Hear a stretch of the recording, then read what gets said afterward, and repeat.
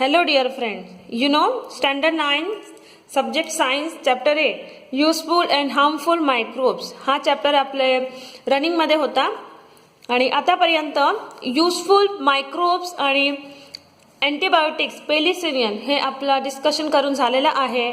तर आजच्या ह्या लेक्चर व्हिडिओमध्ये आपण डिस्कशन करणार आहोत harmful मायक्रोब्सवर. harmful microorganism, for example fungi, clostridium and other harmful microorganism जे काही आजचे आपले टॉपिक असणार आहे. So let's start. Fungi. There are 3 questions to recall. Number 1, which changes do you notice in leather articles and gunny bags means jute bags during the rainy season? पावसाळ्यात तुम्ही बघितलं असेल की जे चामड्याचे जे वस्तू असतात किंवा ज्यूटचे गनी बॅग्स असतात त्यावरती काहीतरी चेंजेस होतो. तो चेंज काय होतो? So in rainy season there is a growth of fungal hyphae on the leather articles and gunny bags made up of jute. The spores of fungus cover the surface of this article. या वस्तूची सरफेसला एक fungus, एक बुरशी सारखी लागून जाते. Next question, for how long afterwards can you use those articles? तर असे वस्तूंना मग तुम्ही पुढे किती दिवस वापरू शकता? So this articles do not remain usable. हे वस्तू आता युजेबल राहत नाही, म्हणजे त्यांना फेकून द्यावे लागतात. आता ते युजेबल नाही because there is tremendous wear and tear of the material and thus they become weak. ते वीक होऊन जातात बुरशी लागल्यामुळे and they do not last long आणि ते टिकत नाही. Question 3, why do this articles not get spoiled during the summer or winter? हेच वस्तू समर आणि विंटरच्या सीजनमध्ये खराब का होत नाही? Why they do not get spoiled in during the summer or winter season? So in summer the surrounding temperature is very high, so due to heat fungus can not reproduce. And similarly, the low temperature of winter is also not unfavorable for them. Not unfavourable म्हणजे जास्त थंडीमध्ये सुद्धा या फंजाईची growth जी आहे ती खुंटते आणि जास्त टेम्परेचरही असला तरी यांची ग्रोथ होत नाही. म्हणजे कसं मीडियम लेवल टेम्परेचर पाहिजे फंजायला ग्रोथ करण्यासाठी, म्हणून हे जे आर्टिकल्स आहे समर आणि विंटरमध्ये खराब होत नाही. Microscopic spores of fungi are present in the air. हवेमध्ये अगदी लहान लहान असे स्पोर्स फंजायचे प्रेझेंट असतात. If there is sufficient moisture spores germinate on cotton fabric, gunny bags, leather, wooden item etcetera. जर इथे हवे असले तितकं प्रमाणात मॉइश्चर आणि स्पोर्स जर्मिनेट कॉटन फॅब्रिकवर होत असतो, गनी बॅगवर, लेदर, वुडन आयटमवर जेव्हा हवेमध्ये एक मॉइश्चरचं प्रमाण असतो. The fungal hyphae means fibres of the fungus. फंगसचे जे बुरशीचे जे असं धागेनुमा संरचना असते तुम्ही बघितले असेल पोळीवर, अन्नवरती जसं बुरशी लागली की असं कॉटन सारखं असं मीन्स मखमल सारखं असं स्ट्रक्चर असतो फंगसचा, फायबर्स म्हटलं जातं. Penetrate deep into the material to obtain nutrition and to reproduce. तर हे जे फंगल हायफे आहे ना, हे जो मटेरियलवर जिथे त्यांची ग्रोथ होते, जसं अन्न आहे, कॉटन आहे, अदर फूड मटेरियल्स असेल, त्यामध्ये त्यांची जी ग्रोथ आहे ते डीपमध्ये पेनिट्रेट म्हणजे आतमध्ये खोलवर रुजलेली असते. ते फक्त न्यूट्रिशनसाठी नव्हे तर रिप्रोड्यूससाठी सुद्धा अशी त्यांची संरचना असते. This causes the materials to wear and become weak. आणि ह्यामुळे तो जो मटेरियल आहे ज्यावर यांची ग्रोथ झालेली आहे फंजायची, त्याची झीज होते आणि ते वीक होतात. As a result gunny bags, leather items like shoes असेल, पर्स असेल, बेल्ट आहेत जे चामड्याचे बनलेले आहे, on which fungi have grown do not lost long. ज्यावर फंजायची ग्रोथ झालेली आहे काही कारणामुळे, जसं मान्सून असेल किंवा ते वस्तू ओले राहून गेले असेल, तर यांच्यावर जर फंजायची ग्रोथ झाली तर ते जास्त दिवस टिकत नाही.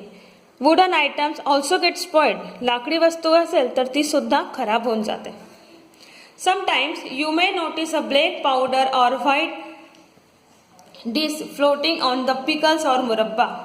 कधी कधी आपल्या घरी असलेले लोणचं किंवा मुरब्बा आहे त्याच्या वरची लेअर अशी व्हाईट अशी डिश तयार होते त्याच्यावर, म्हणजे बुरशीज आहे ते.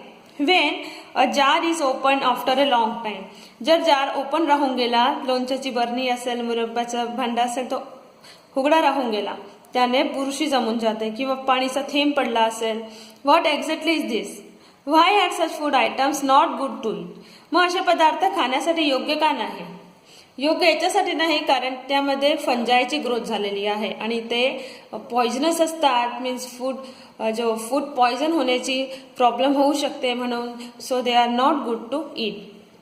व्हराइटी species of fungi grow on food items like pickles, murabba, jam, sauce, chutney etcetera. वेगवेगळे प्रकारची फंजाई असते. They use the nutrients in this food items for growth and reproduction.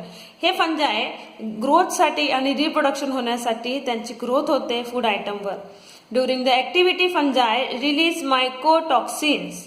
मग यांची ग्रोथ होताना हे फंजाई जे आहे मायकोटॉक्सिन नावाचा एक पॉयझनस केमिकल हे रिलीज करतात into the food and thus food becomes poisonous. म्हणून तो जो अन्न आहे तो विषारी होऊन जातो. Hence the food on which fungi have grown cannot be eaten. म्हणून असा पदार्थ ज्यावर बुरशी लागलेली आहे, फंजायची ग्रोथ झालेली आहे, ते खाल्लं नाही पाहिजे.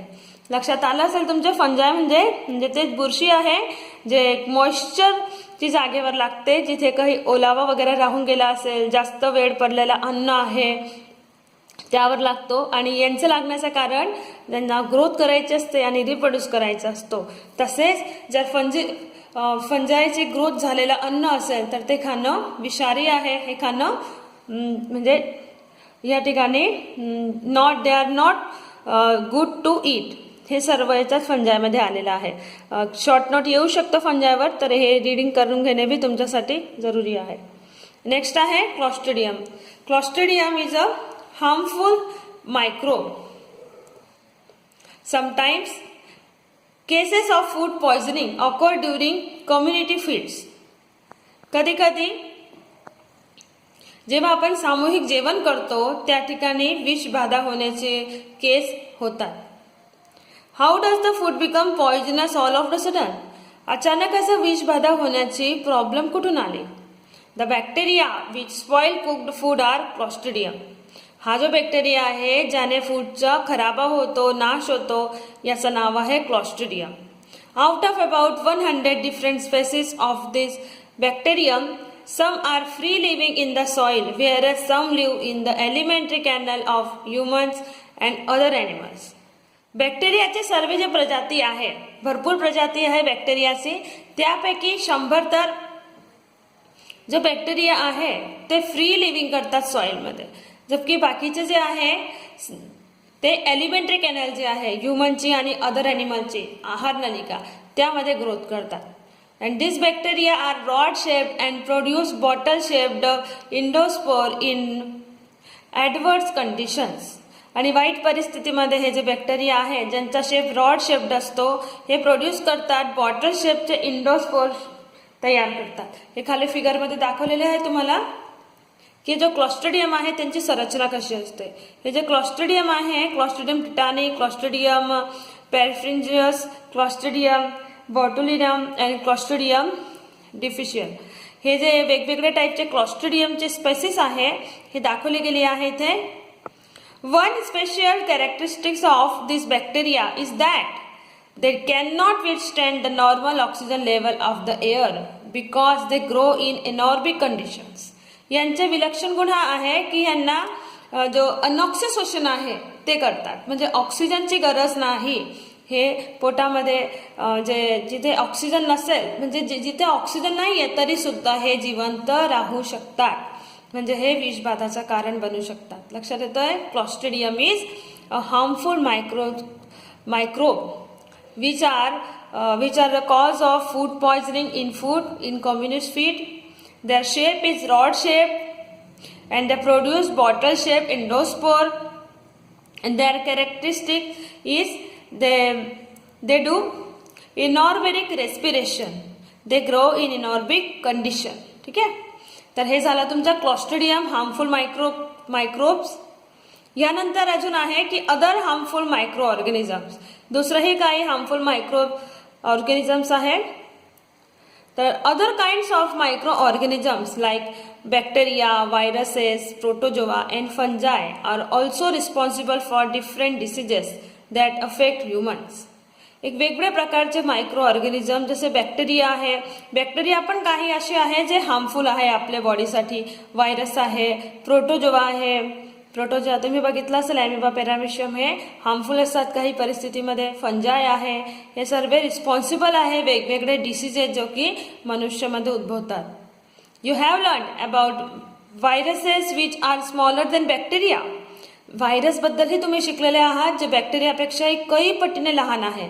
And can grow and reproduce only in living cell. आणि हे व्हायरस आहे ते फक्त लिव्हिंग सेलमध्ये ग्रो करतात आणि रिप्रोड्यूस करतात. Let us see how they are harmful to us. An introduction to scientist. एक सायंटिस्ट होते, इथे त्यांचा इंट्रोडक्शन दिला आहे. It was believe that meat get spoiled due to some bacteria of the bacillus type, but the exact type of bacillus was not known. असं म्हटलं जातं, असं मान्यता आहे की जो मांस आहे तो एक विशेष प्रकारच्या बॅक्टेरियांची ग्रोथ झाल्यामुळे होतो. तो आहे बेसिलस. बेसिलस टाईपचे बॅक्टेरियाची ग्रोथ झाल्यामुळे. पण हा एक्झॅक्ट टाईप कोणता आहे बॅसिलसचा ते अजून माहीत नव्हतं.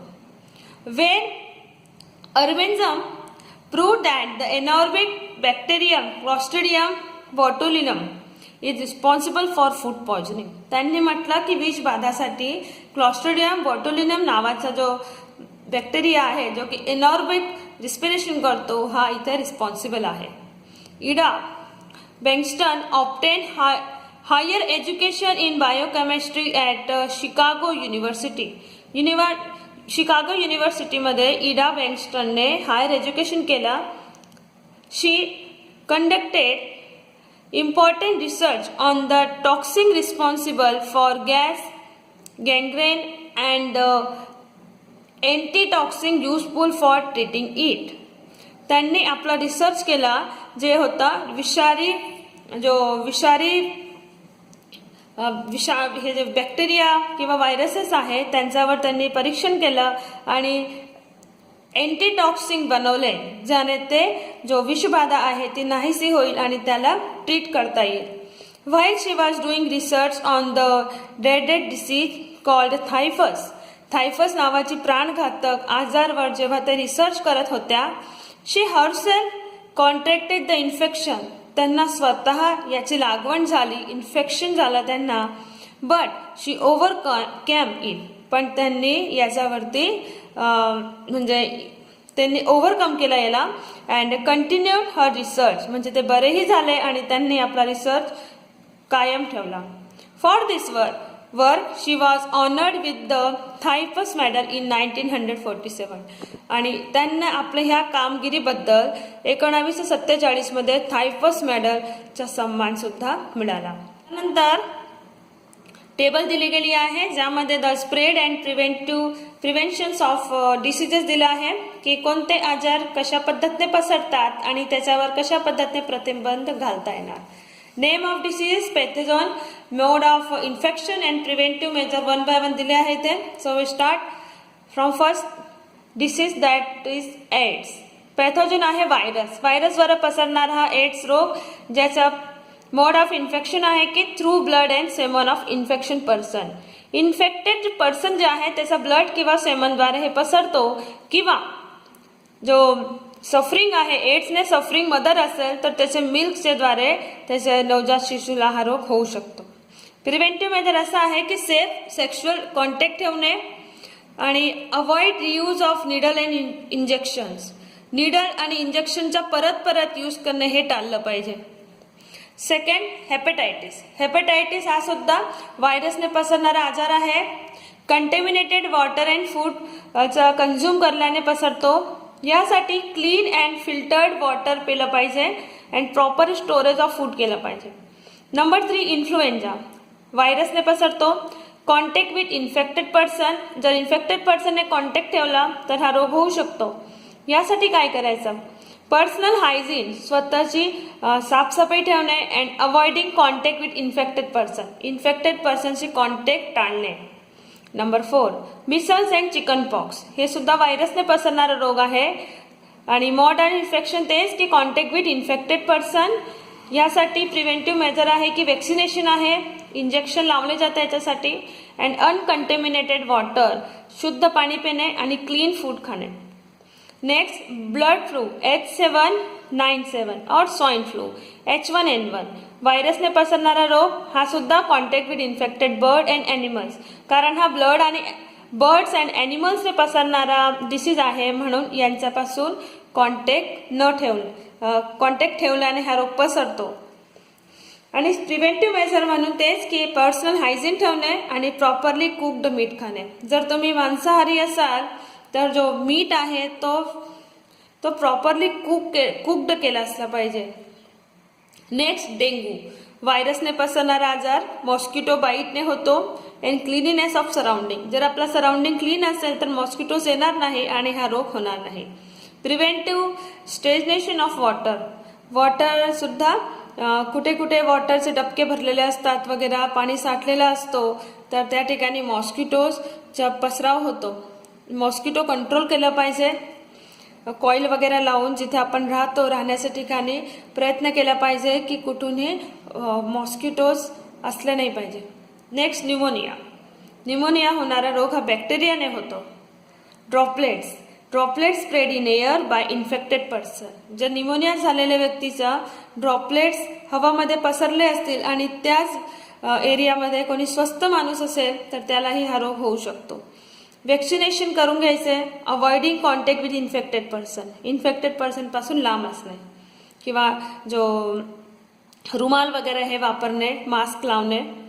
नेक्स्ट लेप्रोसी रोग सुद्धा बॅक्टेरियाने होणारा रोग आहे. Long term contact with infected person, हा रोग जनरली जो इन्फेक्टेड पर्सन सोबत लॉंग ड्युरेशन पर्यंत राहतो त्याला होऊ शकतो. Means avoiding contact with infected person. Main तर आहे की जो प्रिव्हेन्शन आहे की असे इन्फेक्टेड पर्सन पासून जो कॉन्टॅक्ट आहे ते कमी करणे अँड त्यांच्या जवळपास सुद्धा न राहणे. नेक्स्ट कॉलेरा, बॅक्टेरियाने होणारा रोग. कंटेमिनेशन फूड अँड वॉटर, प्रदूषित खाणं किंवा पाणीचं सेवन केल्याने.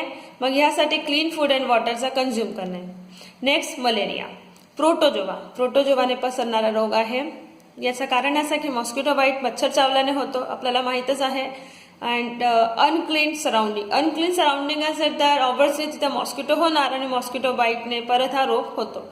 देन ह्यासाठी cleanliness of surrounding, preventing stagnation of water and controlling mosquito. Last आहे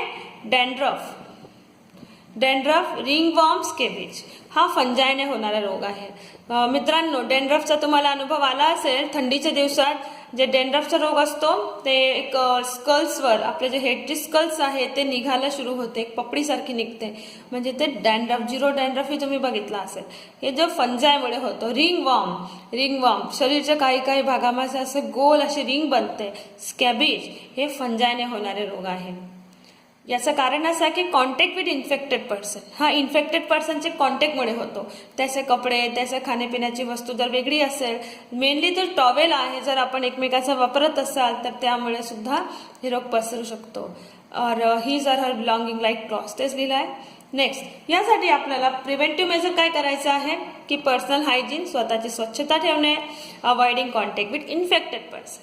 तर बघा मित्रांनो, काही मोठे आजार पण होते ज्यांचं पायथोजन तुम्हाला समजलंय. आणि मॉडर्न इन्फेक्शन ते जनरल आहे. Contamination of infected person, water and food, जे काही साफ स्वच्छता आपण जनरली ठेवू शकतो. आता आपल्याला बऱ्यापैकी अनुभव आलेला आहे कोरोना व्हायरसचा, तर ह्या सर्व गोष्टी आपले डे टू डे लाईफमध्ये आलेलीच आहे. आणि प्रिव्हेंटिव्ह मेजर तर आपण करतच आहोत. तर ह्या सर्व गोष्टीचं लक्ष दिलं तर आपल्याला बरेच डिसीज आहेत ते आपल्यापर्यंत पोहोचणारही नाही. नेक्स्ट, यूज युअर ब्रेन पॉवरमध्ये काही इंटरेस्टिंग क्वेश्चन आलेले आहे ज्याची माहिती असणं तुमच्यासाठी आवश्यक आहे. एक्झाम अप्लायमेटिक क्वेश्चन्सवर होते, माझे क्वेश्चन तुम्हाला येऊ शकतात. First question, salt is applied on the inner surface of pickle jars and the pickle is covered with oil. Why is this done?